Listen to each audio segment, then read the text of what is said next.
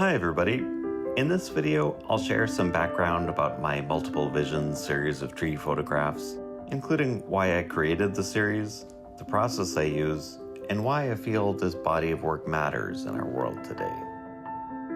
Inspired by visionary consciousness and abstract expressionist art, this series consists of multiple exposure photographs made by taking many exposures of the same tree from different angles. The exposures get automatically combined together in the camera to build up densely complex patterns and compositions as meditations on visionary consciousness, wholeness, and oneness.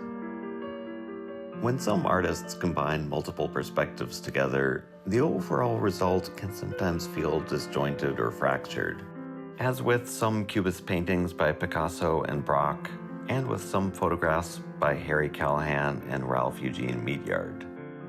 Don't get me wrong, I love their work, but my goal is to bring all perspectives together in unity, not in conflict. After all, it's only when we look at things from all sides that we can understand them as fully as possible, whether we're talking about trees or the modern state of the world. Multiple Visions is my third series of tree photographs. I started the Tree Portrait series in 2003 with images that are relatively close to how we see trees in real life.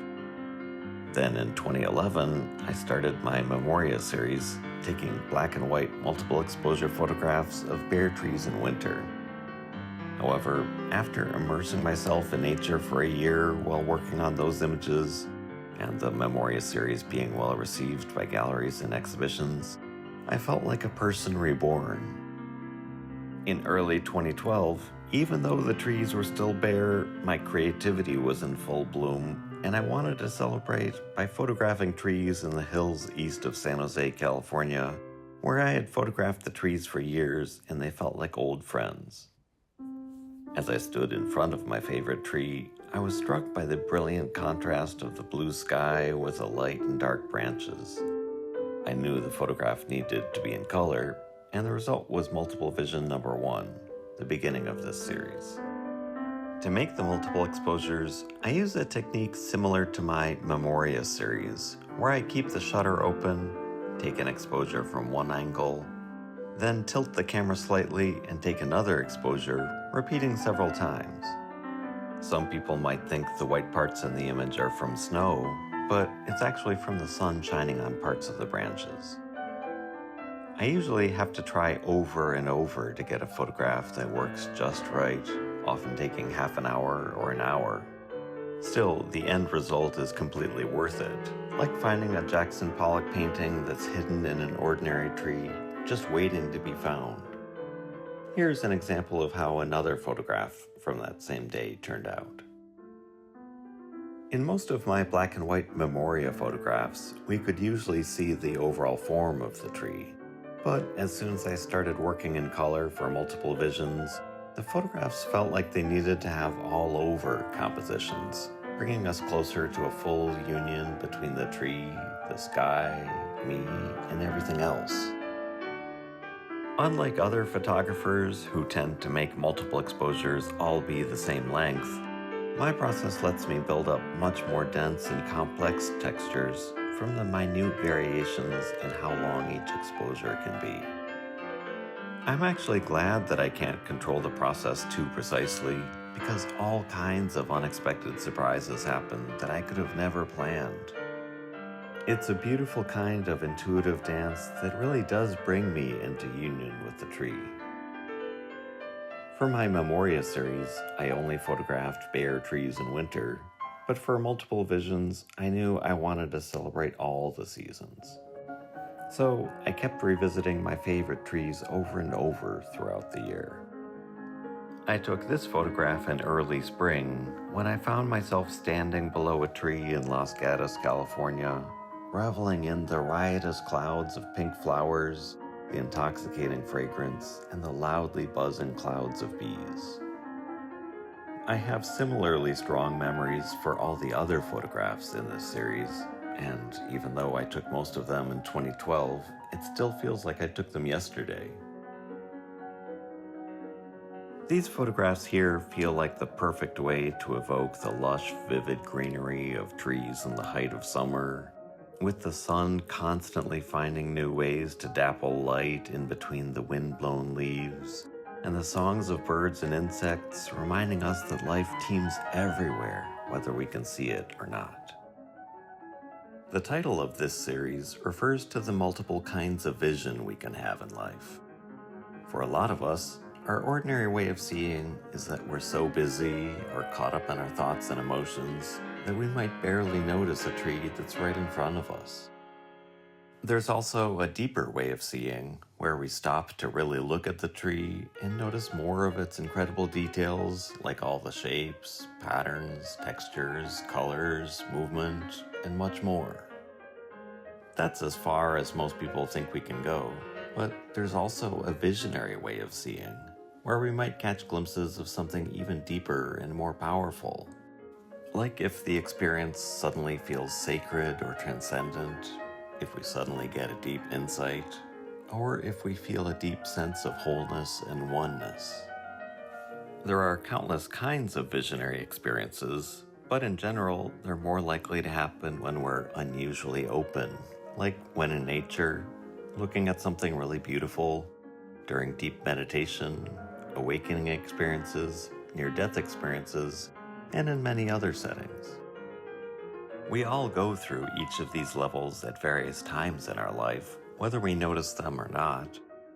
But there's a big difference between spontaneously having some beautiful experiences here and there versus learning to work deeply with all parts of ourselves and becoming far more whole, strong, harmonious, and inspired than we could imagine. The more we use our multiple kinds of vision, the more we'll be able to thrive in our challenging modern world, because deeper ways of seeing are like superpowers, helping us have far more perspective, acceptance, insight, creativity, and love than our ordinary perspective allows. Even if all we end up getting from paying deep attention to beauty is less stress, a calmer mind, and the happiness and health benefits that come along with them, isn't that itself a huge win? By the way, I don't artificially change the colors in the photos, so what you see is pretty much what I saw in the camera after taking the image. For example, this photograph here is of a bright red Japanese maple at Montalvo in Saratoga. I subtitled the photograph Firebird because it reminds me of that famous piece by Stravinsky. There's no wrong way to experience the work, but regardless, this series was the first time I used my art to try to evoke various states of consciousness. Because visionary experiences can be so immense and life-changing, the photographs are meant to be shown large enough that they can fill up our whole field of vision. Not only do the images look the best when we can see even the tiniest details, when we immerse ourselves in these all-over compositions, we tend to instinctively open up into another way of being. For anyone interested in connecting with visionary consciousness, there are practical steps that can really help, like calming our mind, body, and energy, decalcifying our pineal gland, learning to open ourselves up to our whole self, and much more.